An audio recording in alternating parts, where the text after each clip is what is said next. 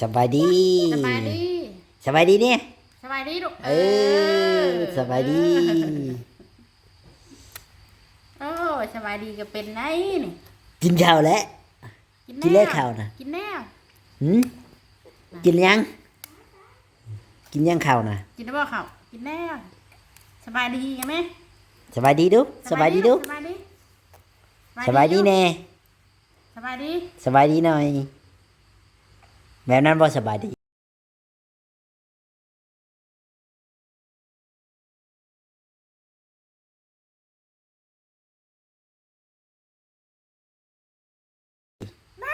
ป้าทุจ้าทุจ้าทุจ้าทุจ้าก่อน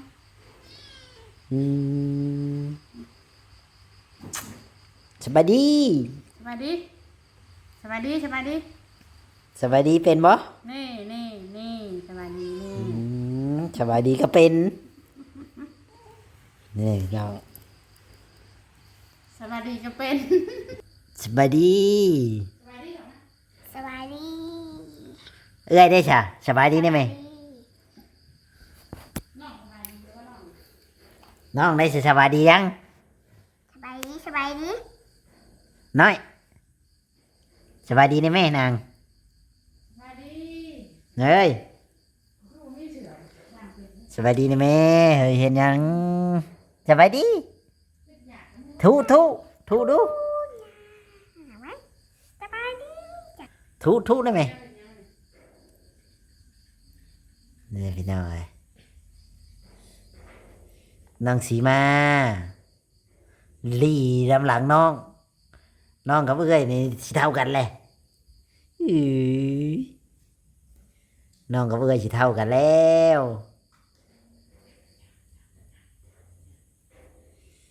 น้องกับเอ้ยสิเท่ากันแล้วเดี๋ยวมาพี่น้อยยังเลยนี่เดี๋ยว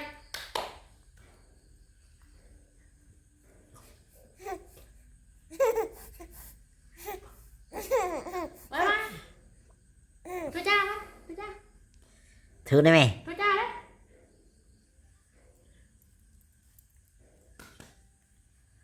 เฮ้ยมันไม่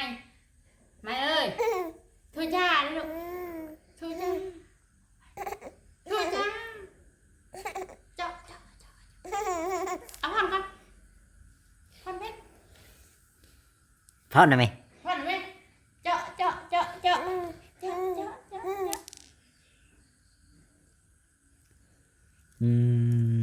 บิ่งเขาน้อยลิ้นพี่น้อย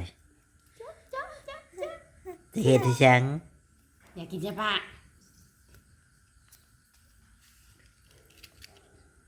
อาดิงมาสิไปใช้เลยสิไปใช้เลยบ่ได้อยากอยู่ซื่อๆได้นี่อยากไปอย่างเดียวอยากไปอย่างเดียวได้นี่อยู่ซื่อๆบ่เป็นอ้าวอยากไปใช้แล้ว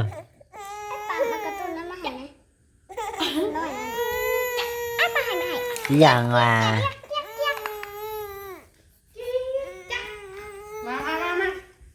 มาใช่ไหมไหน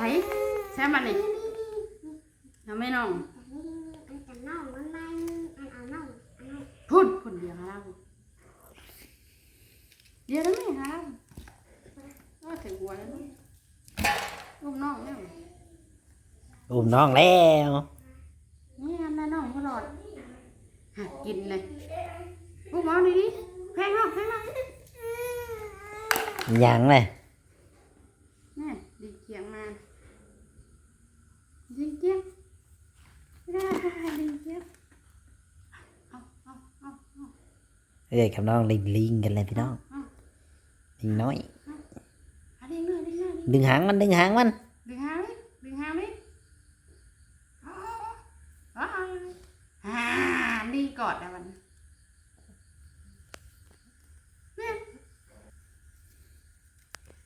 เนี่ยดีกอด กินก่อนได้ค่ะเอ้ยเราไปเลย ดึงหางมัน แพงนิ่งเลยแพงยังไหมอืมอืมอืมดูสิได้ดิฉันนี่นะเอาเข้าปากรถให้ชิกินสกปรกถือ ได้เลยครับปากอย่างเดียว ไม่ได้อยากกินใส่ปากมัน นี่แหละพี่น้องเอ้ย ฮ่า เลี้ยงคนน้อยไม่ได้อยากกินเห็นหยังก็อยากกินอย่างเดียวไม่ได้อยู่ซื่อๆไม่ได้อยากกินอย่างเดียวยังไง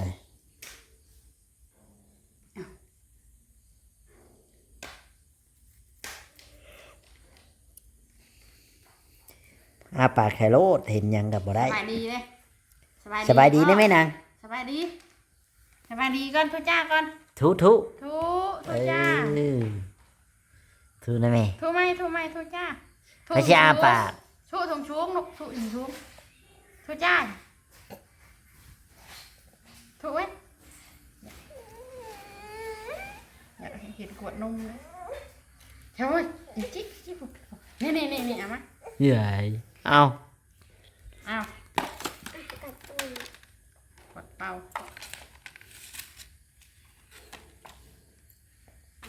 เอานั่งลิ้นฉันนั่งลิ้นของลิ้นเยอะแยะ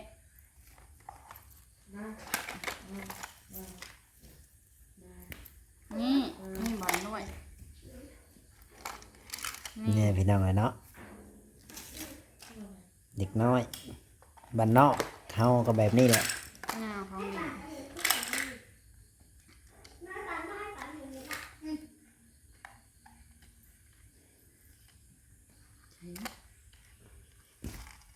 อยากกินไหมอยากกินเนอะนั่นคือเหมือนเบิ้งหนาวก็ว้า เต็มน้อย อ่ะ มาน้องมาคือว่าอะไรจะมาเลยน้องมานี่คือปีนหลังชายแท้ว่ากับปลาลุงนะแม่ มื่อหน้าใช่เลย ว่านะแม่กับปลาลุงนะ นอนไม่รอกันนะ เห็นในไรกับปลาลุงนะเห็นในไรเห็นในไรสบายดีปลาลุง สบายดีปะลูก อืม เจ้าชื่อหยัง ชื่อซีมา บอกปีนหน้ามาว่ากับพันดีๆติดอ่ะ ชื่อซีมา น้องสีมา โดย โดย สีน้องสีมาเด้อพี่น้องเลยสบายดีปลาลุงเป็นกัน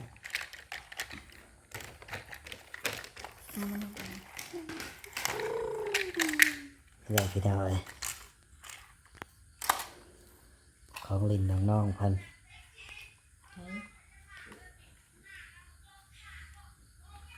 พุ่นทุจ้า ย่า ก่อนสบายดีทุจ้าหน่อยไหมทุจ้าก่อนทุจ้าไหมบ่อยากเฮ็ดอยากกินนะให้สิกิน ทุจ้าเนี่ยนี่ถูกค่ะ ทุจ้าวันไหน ขี้เอาดิ้งขี้อ่ะ ใครบอกให้ทุจ้าแบบนั้น ตาไม่อยาก นี่เลยพี่น้อยอยู่กับเอ้ยตินน้องสีมาเอาน้องได้ป่ะน้องสีมา อะไร แพ้บ่เอาน้องหือปินหน้ามาดีๆติ เอาเท่ ฉันเป็นคางใช่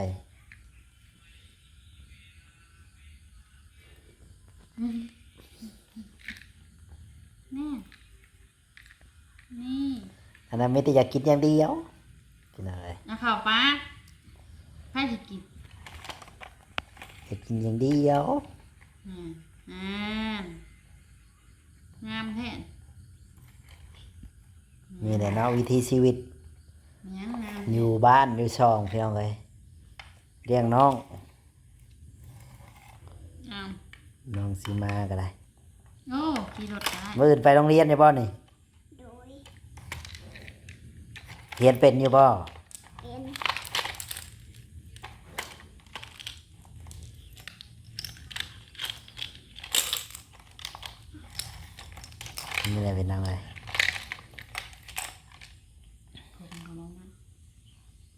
เฮ็ดยึงเหรอ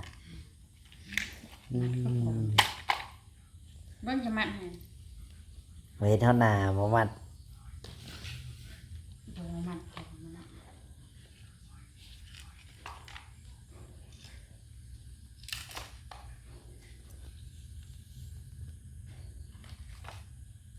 น้องน้องมากับเบิ้งพอได้ไปใส่รอกอยู่นี่เลยอยู่ร่วมกันนี่ เหนื่อย ย่านไปใช้เดี๋ยวนี้ สิไปใช้เฮ้ย บ่ไปดอก บ่นาง ทุทุได้ไหน ก่อน ทุจ้า ลูกทุจ้าทุจ้ายุบทุจ้างามๆทุจ้า ทุจ้าให้ป้าลุงเบิ่งดู ทุจ้าอยู่ค่ะเฮ็ดเป็นบ่ทุจ้าเป็นบ่คนน้อย ทุจ้าให้ป้าลุงเบิ่งดูป้าลุงยังเบิ่งเด้ จ้าจ้าเป็นบ่ไว้ครับไปเอิ้น อืมเอ้ยกับน้องเล่นน้ำกันพี่น้องเอ้ย ลิ้นมันต้องหายอุ้ม น้อง เอา ลินวิถีชีวิต นี่อุ้มเอา ตอน หลังจากว่าเวลาเนาะเวลามันตอนกลางคืนพี่น้องอันนี้ก็ถ่ายให้ตอนอันนั้นก็ถ่ายให้พ่อแม่พี่น้องไอซีได้เบิ่ง ลูกไปก็ให้แล้ว เนาะพี่น้อง โอ้ของ กะเสียว ข แบ อง บ ดิบลายแท้ บนยามปานใดพี่น้องเอ้ยเนาะโอเคคลิปนี้ก็สิขอจบคลิปไปก่อนเด้อพี่น้องเอ้ย สบายดีสบายดี ถ้าผิดพลาดประการใดก็ขอโทษขออภัยนำ FC ทุกท่านทุกคนที่เข้ามาดูมาชมเนาะช่องบอใจชาแนล V2 พี่น้องเอ้ยเนาะสบายดีน้องสีมา สบายดี